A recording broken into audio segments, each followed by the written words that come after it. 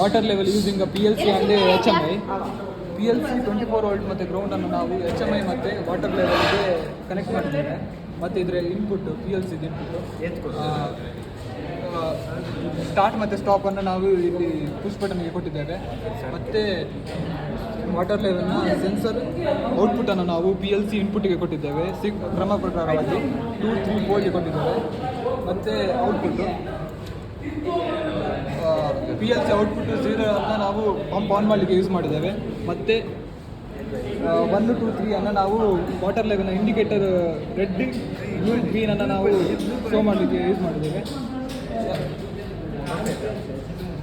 ಯಾವಾಗ ನಾವು HMI ಅಲ್ಲಿ ಸ್ಟಾರ್ಟ್ ಅಂತ ಕೊಡ್ತೀವೋ ಆಗ ಇಲ್ಲಿ ಪಂಪ್ ಆನ್ ಆಗುತ್ತೆ.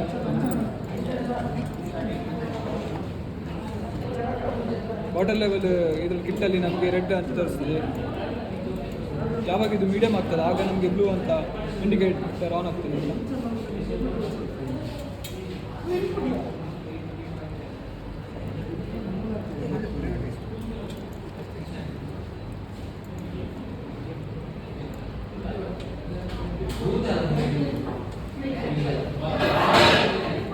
ಹೈ ಆದಾಗ ಗ್ರೀನ್ ಅದು ಶೋ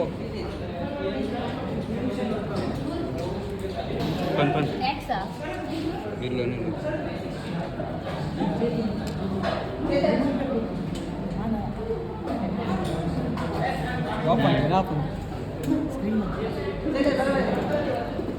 ಯಾವಾಗ ಹೈ ಆಗ್ತದೋ ಆಗ ಗ್ರೀನ್ ತೋರಿಸ್ತದೆ, ಮತ್ತೆ ಇದು ಪಂಪ್ ಆಫ್ ಆಗ್ತದೆ.